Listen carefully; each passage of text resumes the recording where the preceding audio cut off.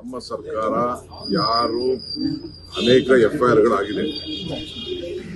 ಬೀದರು, ಬೆಳಗಾಮು, ಮೈಸೂರು, ಬೆಂಗಳೂರು, ರಾಮನಗರ ಎಲ್ಲ ಕಡೆನೂ ಕೂಡ ಆಗಿದೆ. ಎಲ್ಲದಕ್ಕೂ ಕೂಡ ಪರಿಶೀಲನೆ ಮಾಡಲಿಕ್ಕೆ ಈಗಾಗಲೇ ನಮ್ಮ ಮುಖ್ಯಮಂತ್ರಿಗಳು ಆದೇಶ ನೀಡಿದ್ದಾರೆ. ಕೋಆಪರೇಷನ್ ಮಿನಿಸ್ಟರ್ ಕೂಡ ಅವ್ರಿಗೆ ಅವ್ರ ಇಲಾಖೆಗೆ ಸಂಬಂಧಪಟ್ಟಂತೆ ಏನಿದೆ ಅದಕ್ಕೆ ಕೂಡ ಮಾಡಿದೆ. ಈಗ ಆದೇಶ, ಈಗ ಆರ್ಡಿನೆನ್ಸ್ ರೆಡಿಯಾಗಿದೆ. ಈಗ ಕೂಡಲೇ ಚೀಫ್ ಮಿನಿಸ್ಟರ್ ಕೂಡ ಸದ್ಯದಲ್ಲೇ ಇವತ್ತು ನಾಳೆಲೆ ಗವರ್ನರ್ಗೆ ಹೋಗ್ತಾ ಇದೆ. ನಮ್ಮ ಬಡವ್ರನ್ನ ರಕ್ಷಣೆ ಮಾಡಬೇಕು ಅಂತ ಅವ್ರಿಗೆಲ್ಲ ಎಕ್ಸ್ಪೋರ್ಟ್ ಮಾಡ್ಲಿಕ್ಕೆ ಸಾಧ್ಯ ಇಲ್ಲ. ಬಡ್ಡಿ ತರದಲ್ಲಿ ಮೀಟರ್ ಬಡ್ಡಿ, ಆ ಬಡ್ಡಿ, ಈ ಬಡ್ಡಿ ಮಾಡಿಕೊಂಡು ರೌಡಿಗಳನ್ನ ಬಿಟ್ಬಿಟ್ಟು ಎದರಿಸಿ ಮಾಡಿ ಇವೆಲ್ಲ ನಡೀತಾ ಇರೋದು ನಮ್ಮ ಗಮನಕ್ಕೆ ಬಂದಿದೆ. ಪ್ರತಿ ಜಿಲ್ಲಾ ಕಚೇರಿಯಲ್ಲೂ ಕೂಡ ಒಂದು ಹೆಲ್ಪ್ ಲೈನ್ ಕೂಡ ನಾವು ಮಾಡಿದೀವಿ. ನಾನು ಎಲ್ಲ ಕಾರ್ಯಕರ್ತರಿಗೆ, ಎಲ್ಲ ಪಾರ್ಟಿ ಕಾರ್ಯಕರ್ತರಿಗೆ ನಾನು ರಿಕ್ವೆಸ್ಟ್ ಮಾಡ್ಕೊಳ್ತೀನಿ, ಅಂತದ್ದು ಎಲ್ಲೆಲ್ಲಿ ಹ್ಯಾರಾಸ್ಮೆಂಟ್ ಇದೆ ದಯವಿಟ್ಟು ನಮ್ಮ ಜಿಲ್ಲಾಧಿಕಾರಿಗಳ ಹೆಲ್ಪ್ ಲೈನ್ಗೆ ತಿಳಿಸಿ. ನಮ್ಮ ಪೊಲೀಸ್ ಅಧಿಕಾರಿಗಳು ಮತ್ತು ನಮ್ಮ ಡೆಪ್ಟಿ ಕಮಿಷನರ್ಸ್ ಸದ್ಯದಲ್ಲೇ ಚೀಫ್ ಮಿನಿಸ್ಟರ್ದು ಸ್ವಲ್ಪ ರೆಸ್ಟ್ ಒಂದೆರಡು ದಿನ ಆದಮೇಲೆ SP DC ಒಂದು ಪ್ರತ್ಯೇಕವಾದಂತಹ ಸಭೆನೂ ಕೂಡ ನಡೆಸಬೇಕು ಅನ್ನೋದು ಕೂಡ ನಾವೆಲ್ಲ ಚಿಂತನೆ ಮಾಡಿದೀವಿ. ಇದಕ್ಕೇನ್ ಬೇಕೋ ನಾವು ರಕ್ಷಣೆಯನ್ನು ನಾವು ಮಾಡ್ತೀವಿ. ಆರ್ಡಿನೆನ್ಸ್ ಆದಷ್ಟು ಜಲ್ದಿ ಹೋಗ್ತದೆ. ಕ್ಯಾಬಿನೆಟ್ ಅಲ್ಲಿ ಮೊನ್ನೆ ತೀರ್ಮಾನ ಮಾಡಿದ್ವಿ. Union Finance Minister said that the Karnataka government have become bankrupt. Other side, you have demanded many things. The Union Finance Minister should know how much lakh crore they have taken loan.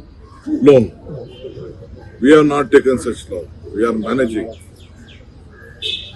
Honorable Prime Minister said that when we gave this guarantee, 5 guarantee ಕೊಟ್ಟಾಗ ನಮ್ಗೆಲ್ಲ ಅವ್ರು ಹೇಳ್ತಾ ಇದ್ರು ಅವರು ದಿವಾಳಿ ಆಗೋಗ್ಬಿಡ್ತದೆ ಅಂತ ಹೇಳ್ತಾ ಇದ್ರು. ಆಗ್ಲೇ ಎಲ್ಲ ಎಲೆಕ್ಷನ್ ಈಗ ಅವ್ರು ಗೆಲ್ಲಕ್ಕೆ ನಮ್ಮ ಹಾದಿ ಹಿಡ್ದವ್ರೆ. ನಾವು ಓಟ್ಗೆಲ್ಲ ನಾವು ಕೊಡ್ತಾ ಇದ್ದಿದ್ದು. ಬೆಲೆ ಏರಿಕೆಯಿಂದ ಹೆಣ್ಮಕ್ಳು ತತ್ತರಿಸ್ತಾ ಇದ್ರು. ಗ್ಯಾಸ್ ಬೆಲೆ ಜಾಸ್ತಿ ಆಯ್ತು, ದಿನ ಸಾಮಾನ್ಯಗಳು, ನಿತ್ಯ ಸಾಮಾನ್ಯಗಳ ಬೆಲೆ ಜಾಸ್ತಿ ಆಯ್ತು, ಬದುಕಕ್ ಆಗ್ತಾ ಇಲ್ಲ ಅಂತೇಳಿ ನಾವು ಗ್ಯಾರಂಟಿಗಳು ಕೊಟ್ಟಿದ್ದು. ಅವರು ಇದನ್ನ ಎಲ್ಲಾ ಕಡೆನೂ ಶುರು ಮಾಡಿದ್ದಾರೆ. ಸೊ ಕೇಂದ್ರ ಸರ್ಕಾರದ ನಮ್ಮ ಅವ್ರು ಹೇಳಿ ನಮ್ ದಿವಾಳಿ ಆಗಿದೆಯೋ ಸರಿ, ಅದು ನೆಕ್ಸ್ಟ್ ಪಾಯಿಂಟ್. ಏನ್ ನಮ್ಮ ರಾಜ್ಯಕ್ಕೆ ಕೊಟ್ಟ ಕೊಡುಗೆ ಏನು ಅಂತ ಒಂದು ಪಟ್ಟಿ ಬಿಡುಗಡೆ ಅವರ ಸೆಂಟ್ರಲ್ ಮಿನಿಸ್ಟರ್ಸ್ ಅವರು ಸೇರಿ ಅಪ್ಪರ್ ಭದ್ರಾಗೆ ದುಡ್ಡೇ ಬಿಡುಗಡೆ ಮಾಡಲಿಲ್ಲ. ಲಾಸ್ಟ್ ಟೈಮ್ ನಾಚಿಕೆ ಆಗ್ತದೆ.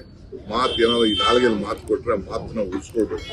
ಫಸ್ಟ್ ನಾನು ಅವ್ರು ರಿಕ್ವೆಸ್ಟ್ ಮಾಡ್ತಿದ್ದೀನಿ, ನಿಮ್ಮ ಮಾತು ಉಳಿಸ್ಕೊಳ್ಳಿ. ಆಮೇಲೆ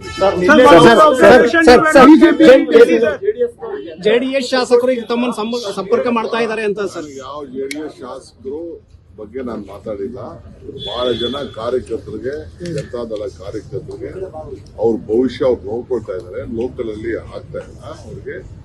ಯಾಕೆ ಎಷ್ಟು ದಿನ ಕಾಯ್ತಾರೆ ಕಾರ್ಯಕರ್ತರು? ಅವ್ರೆಲ್ಲರೂ ಒಂದು ದಾರಿ ಬೇಕಲ್ಲ, ಒಂದು ನ್ಯಾಷನಲ್ ಪಾರ್ಟಿ ಬೇಕಲ್ಲ ಅವ್ರಿಗೆ. ಸೊ ಬೇಕಾದಷ್ಟು ಜನ ಕಾರ್ಯಕರ್ತರು ಕೇಳ್ತಾ ಇದ್ದಾರೆ, ನಾವು ಸೇರ್ಕೊಳ್ತೀವಿ ಅಂತ. ನಾನು ಹೆಸರು ಹೇಳಕ್ ಹೋಗುದಿಲ್ಲ. ಪಾಪ ಕಾರ್ಯಕರ್ತರಿಗೆ ಜಾತ್ಯತೀತ ತತ್ವ ಇರುವಂತಹ ಪಕ್ಷಕ್ಕೆ ಒಂದು ಇರಬೇಕು, ನ್ಯಾಷನಲ್ ಪಾರ್ಟಿ ಇರಬೇಕು ಅಂತ ಬಯಸೋಕೆ ಬನ್ನಿ, ಒಟ್ಟಿಗೆ ಸೇರಿ ಕೆಲಸ ಮಾಡೋಣ ಅಂತ ಕರೆದಿದ್ದೀವಿ. ಆಮೇಲೆ ನೋಡೋಣ. ಈಗಾಗಲೇ ನಿಮ್ಮ ಸಂಪರ್ಕ ಮಾಡ್ತಾ ಇದಾರಂತಲ್ಲ ಸರ್ ಶಾಸಕರು? ಸಂಪರ್ಕ ಮಾಡಿಲ್ಲ, ನಾನು 4-5 ಜನ ಮಾಡಿಲ್ಲ. ನಮ್ಗಿರೋ ನಂಬರೇ ಸಾಕು. No MLAs is keen. I have not spoken to anyone. That is all false. Some of the party workers, sir, of JDS. Party workers, of course, they can come. Sir, Ashok ಅವರು CM ಬದಲಾವಣೆ ಬಗ್ಗೆ ಹೇಳಿದ್ದಾರೆ sir. CM ಬದಲಾವಣೆ ಬಗ್ಗೆ ಅಶೋಕ್ ಅವರು ಹೇಳಿದ್ದಾರೆ. November 15, 16 ಅಂತ date ಕೂಡ ಫಿಕ್ಸ್ ಮಾಡ್ಕೊಂಡಿದ್ದಾರೆ. ಇದು ಅಸ್ಟ್ರಾಲಜಿ ಬಗ್ಗೆ ಸ್ವಲ್ಪ ಚಟ ಇದೆ. ಅವರು ಬೋರ್ಡ್ ಹಾಕೊಂಡಿದ್ದಾರೆ.